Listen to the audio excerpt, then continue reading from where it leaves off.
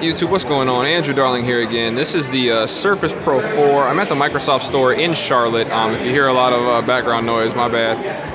But this is the new type cover as well for the Surface Pro 4. And if you guys had a Surface Pro 3 type cover, you know that the touchpad was like that big and, well, probably smaller than that. About that big and not very nice.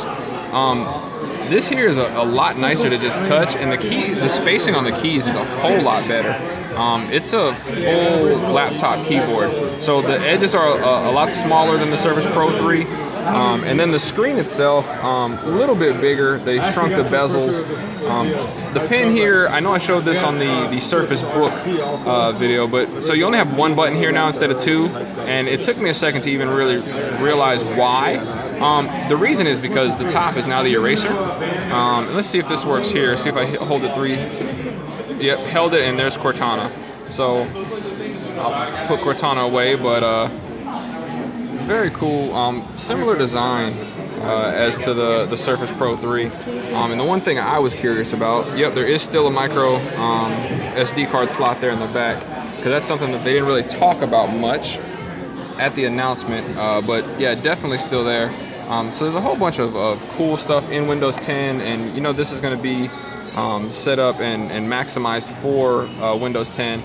And then you have your magnetic ability over here instead of the terrible pen loop that they talked about yesterday. So overall, very nice device. You can pre-order them today. They start at $899. That is with an Intel M processor. So that's what it talks about here, the M processor, and then the i5s and i7s. So the i7, which is the one that I may have pre-ordered already, 16 gigs of RAM, the 256 one, that one, they're saying the i7 models, there's actually a 1 terabyte model as well. I think it's $2,400 or 25 or 2,600 bucks. It's one of those two. But they actually are not going to be available. The 1 terabyte storage one is not even available to pre-order yet, and the other ones are not going to be available until November 20th, I believe, is the date. So overall, I mean, just a really, really interesting experience here. And obviously, I don't see the mouse here, so I'm not sure if maybe it's just not set up or what's going on right now. Maybe it's been turned off. Maybe I turned it off. But overall, very, very cool product, just to even be able to see and touch and play with. So I'm really excited to get this in-house and turn this into my my note-taking device for school. So that'll be pretty much it.